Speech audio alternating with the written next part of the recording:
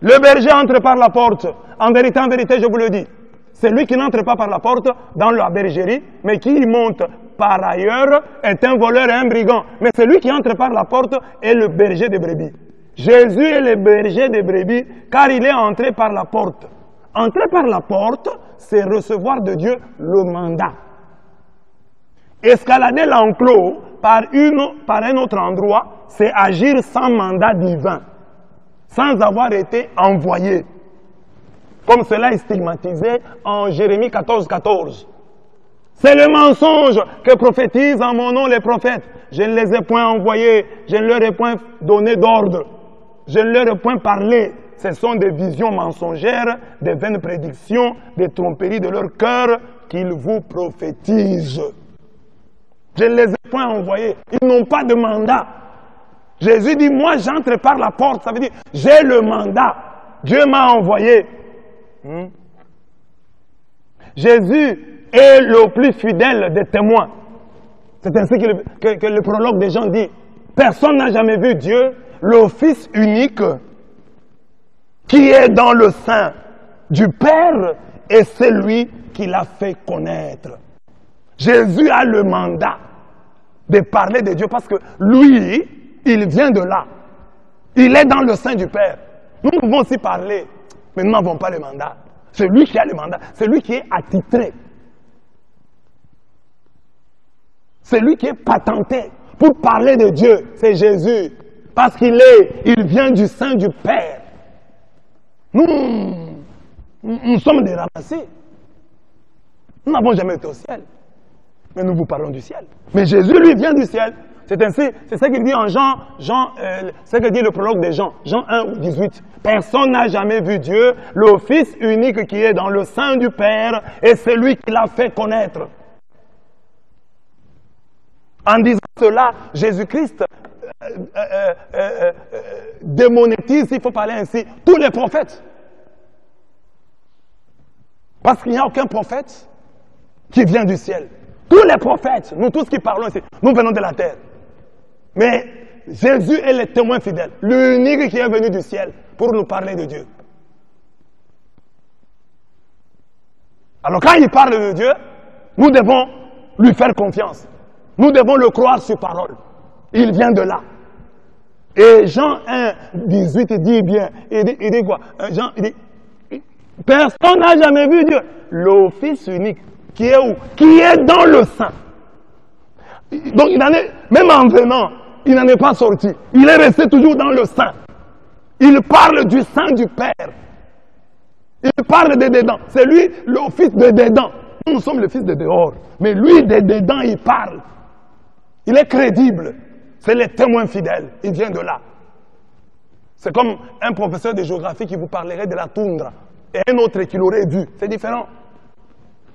C'est différent. Un journaliste qui vous parlerait du Yémen, où il n'a jamais été, et un autre qui y a été, c'est différent. C'est très important.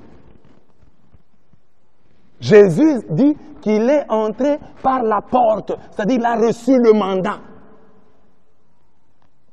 En Jean 3, 13, il dit, personne n'est monté au ciel, si ce n'est celui qui est descendu du ciel, le Fils de l'homme qui est dans le ciel. Ce passage ne parle ni de l'ascension, ni de l'assomption. Il parle de la connaissance. Jésus est en train de parler avec Nicodème. Nicodème lui pose des questions. Et Jésus lui dit, Nicodème, personne n'est monté au ciel. C'est-à-dire, pour aller prendre les enseignements et descendre avec. Moi, je viens de là. Quand je vous parle, croyez-moi. Et quand vous lisez la suite du texte, vous comprenez, beaucoup de gens utilisent ce texte pour dire, voilà, on dit, nul n'est monté au ciel. Mais vous, les catholiques, vous dites, Marie est montée au ciel. Non, le texte ici ne parle pas de monter au ciel. Il parle de monter au ciel, c'est un texte qui parle de la connaissance. Personne n'est descendu du ciel avec la connaissance. C'est Jésus qui en est descendu avec la connaissance. C'est pour ça qu'il va dire, quand je vous parle de ces choses, je vous parle des choses de la terre, vous ne croyez pas, mais quand je vous parlerai des choses du ciel. Un texte qui porte sur la connaissance. Qui connaît? Qui est accrédité pour parler de Dieu? C'est Jésus. Pourquoi? Il vient de là. Il vient du ciel. Il vient de Dieu. Il est dans le sein du Père. Il dépasse tous les prophètes. Il est inégalable. Il est incomparable. On ne peut le comparer à aucun prophète. Et c'est malheureux quand nous voyons des prophètes avec qui nous avons grandi, qui ont commencé par des erreurs. Il était dans l'église catholique. Il quitte l'église catholique et puis il devient prophète. Et il s'est dit, il dépasse le Christ. Mais le Christ est descendu du ciel. Et il dit, c'est lui le nouveau Christ. Mais toi, tu ne peux pas égaler le Christ qui est venu du ciel. Toi, on sait d'où tu es venu. Comment tu as grandi. Quelle a été ta vie. Comment tu t'es trompé. C'est qu'il y a des gens qui osent comparer Branham à Jésus. Branham, on sait, il était baptiste d'abord. Il a même été boxeur.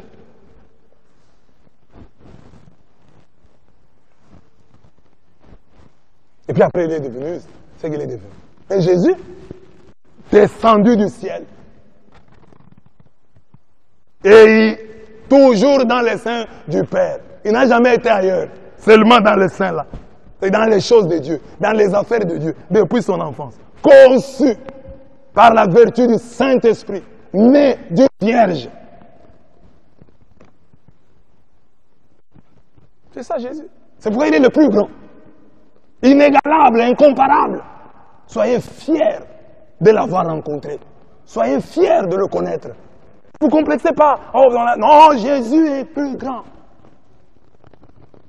Et ce n'est pas nous qui avons dit aux autres églises de nous dire que le prophète est né à tel endroit, il a commencé comme ça, il a fini comme ça. Ce n'est pas nous, c'est eux-mêmes qui racontent. Mais nous avons notre prophète, Jésus-Christ, lui est venu du ciel, né d'une vierge, conçu par la puissance du Saint-Esprit. Il est exceptionnel. Il entre par la porte, il a le mandat de Dieu. Mais le comble est que les hommes écoutent les imposteurs. Parce qu'ils n'écoutent les vrais envoyés. C'est ça qui est triste. La Bible le dit, Jean 3, 19 le dit. La lumière étant venue dans le monde, les hommes ont préféré les ténèbres à la lumière. Vous imaginez des gens qui refusent Jésus-Christ pour croire à Némoine d'Ancim. Ils refusent Jésus, ils croient à Némoine d'Ancim. Et ils sont prêts, hein, pour Némoine d'Ancim à affronter la police.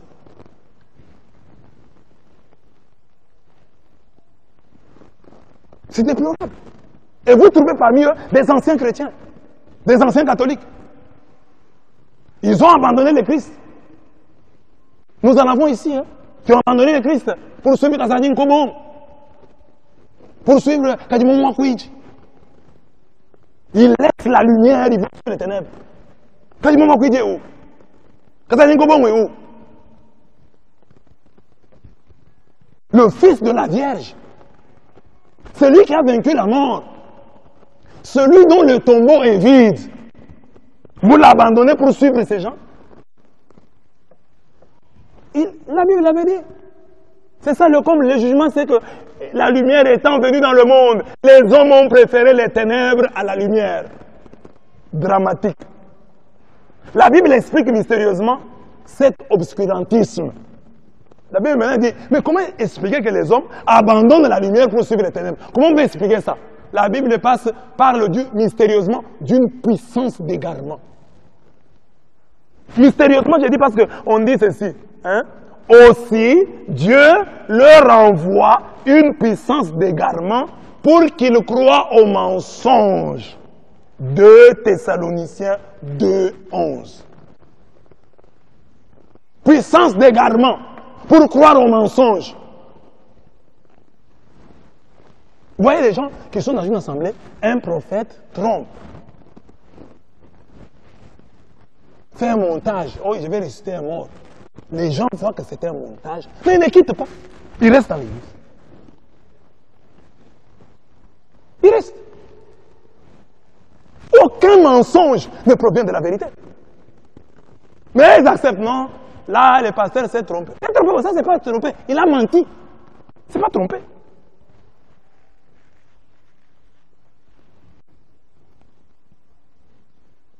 Puissance d'égarement. C'est-à-dire que Dieu, quand il voit que vous êtes mensonge, quand Dieu voit que vous n'aimez pas la vérité, il va vous laisser. C'est ça la puissance d'égarement. Parce que nous tous ici, le diable vient nous tenter. Mais pourquoi? Parce que Dieu nous garde. Dieu peut voir en vous l'amour de la lumière. Vous aimez la lumière, vous aimez la vérité. Alors quand vient, Dieu vous donne, allume pour vous une grande lumière qui vous permet de ne pas suivre le chemin des ténèbres. Mais quand Dieu voit que vous aimez les ténèbres, il va vous laisser. C'est ce que j'ai dit aux catholiques. Nous avons des chrétiens ici à l'église. Dans nos églises, nous en avons. Qu'est-ce qu'ils font? Quand ils ont des problèmes, ils recourent à n'importe quel prophète. Tu es catholique, tu as des problèmes. Oh, j'ai pris avec tel babe. Oh, j'ai pris avec tel prophète. C'est très dangereux. C'est ce que vous verrez ces gens-là. À l'église, ils ne sont pas guéris, ne sont pas sauvés. Parce que aller chercher un prophète d'ailleurs, c'est un manque de foi. La Bible dit, croyez en Dieu, vous serez forts. Croyez en ces prophètes, vous vaincrez. Alors quand vous ne croyez pas votre prophète, vous commencez à vous n'avez pas la foi. Parce que ce qui vous prouve que là-bas, même là-bas, vous manquerez de foi. C'est ce que vous voyez les gens qui passent d'église en église et ils n'ont rien. Ils ne sont rien parce qu'ils n'ont pas la foi. Jésus même a dit, voici les signes qui accompagneront ceux qui auront cru. Les miracles doivent nous accompagner et non nous en train de les chercher. Quand tu commences déjà à chercher les miracles, oh je vais là-bas, on m'a dit que là-bas il y a une telle prière, on m'a dit que là-bas il y a ceci. Mais laissez-moi vous dire que moi je suis votre pasteur. Je vois les gens de ces églises-là venir aussi me voir pour me demander des prières. Parce que comme de ce côté-ci, il y a des gens sans foi, de l'autre côté aussi il y en a sans foi. Tu crois que la prière la plus belle, c'est la prière du voisin? Non. C'est pas parce que les gens donnent des témoignages à la télévision que ça marche. Non. Les témoignages à la télévision, c'est combien de personnes? Une église qui rassemble chaque dimanche, disons, 10 000 personnes. Et 5 personnes passent là, donnent des témoignages. Tu regardes les miracles. Mais regarde dans ces églises-là, tu verras qu'aussi les gens qui pleurent. Regarde leurs chansons, écoute leurs chansons. Ils pleurent à l'église. C'est qu'il y a des gens qui cherchent encore la face de Dieu, qui cherchent encore la main de Dieu. Et toi, tu quittes ton église, oh, je vais là-bas parce qu'on a donné un témoignage. Mais on a donné un témoignage, tu n'as pas vu les gens qui pleuraient. Tu n'as pas vu les gens, au moment de l'intercession, là, les gens qui pleuraient. Tu n'entends pas les chansons. Les chansons montrent qu'il y a un problème.